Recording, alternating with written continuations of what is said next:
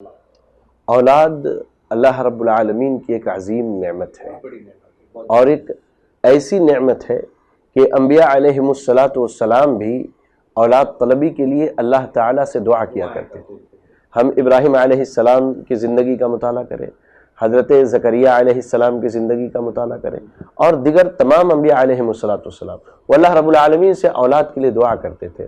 تو اللہ اکبر، رب ہب لی من الصالحین کے الفاظ کے ساتھ، تو اگر کسی کو اللہ نے اولاد دی ہے تو ان سے میری یہ گزارش ہے کہ اللہ کی اس نعمت کی قدر کریں اور ان کی تربیت اسلامی تربیت کریں۔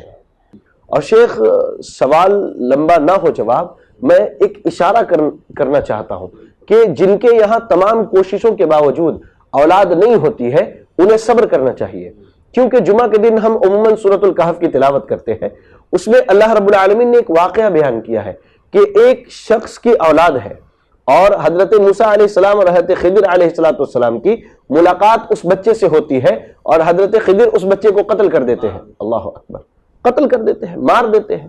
موسیٰ علیہ السلام کہتے ہیں قتلت نفسا زکیۃ بغیر نفس، اس پاکیزہ نفس کو آپ نے بغیر کسی جرم کے قتل کر دیا۔ تو وضاحت یہ کی جاتی ہے کہ اس کے ماں باپ بڑے دیندار ہیں، اور بڑے ہونے کے بعد اس بچے کی محبت میں ماں باپ کہیں کفر میں نہ پڑ جائے، اس لیے اللہ نے ایسا حکم دیا۔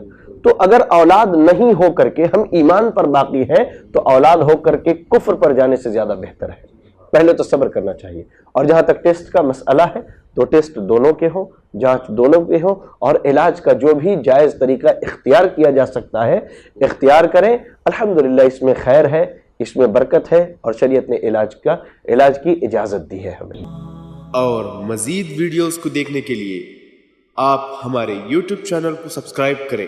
فجزاکم اللہ خیرا۔